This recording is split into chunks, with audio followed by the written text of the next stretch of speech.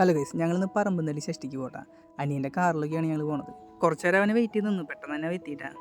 അവിടെ എത്തി വണ്ടി ഒരു സ്ഥലത്ത് ഒതുക്കിയിട്ടുണ്ട്. അതെ, ഇറങ്ങിയപ്പോൾ തന്നെ അവിടെ ഭയങ്കര റെഡ് മാല ബൾബൊക്കെ എടുക്കണം.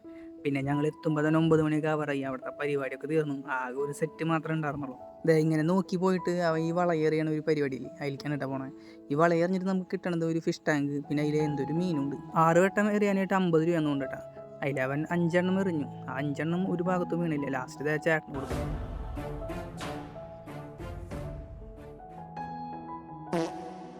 അതാ ഒരു ബിൽഡപ്പ് മാത്രമേ ഉണ്ടായുള്ളൂ, അതൊന്നും വീണില്ല. പിന്നെ അതെ, ആദ്യമായിട്ടാണ് ഞങ്ങളോടൊപ്പം വന്നിട്ട് ഞങ്ങൾക്കൊരു സാധനം മേടിച്ചാനായിട്ട്.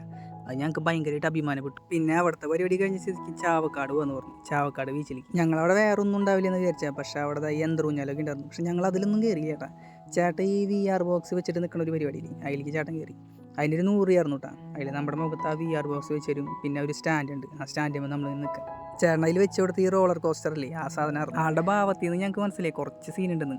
അത് കഴിഞ്ഞ് ആൾ ഇറങ്ങിയതേ, ആൾ ഉദ്ദേശിച്ച സാധനം സൂപ്പറായിട്ടുണ്ടെന്ന്, പക്ഷെ കൈ തിരിഞ്ഞു പോയിട്ട് ആളുടെ.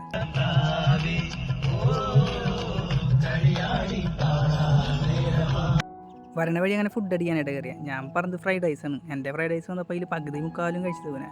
ഇവൻ്റെ ഫുഡാണെങ്കിൽ നേരം വൈകിട്ടായിട്ട് വന്നത്. ഇവൻ പറഞ്ഞത് പൊറോട്ടയാണ്. ഞാൻ പിന്നെ അതിൽ നിന്നൊന്നും എടുത്തില്ല. പിന്നെ ഞങ്ങൾ വണ്ടി എടുത്ത് വീട്ടിൽ പോയി. അപ്പോൾ ഓക്കെ ഏട്ടാ, ബൈ.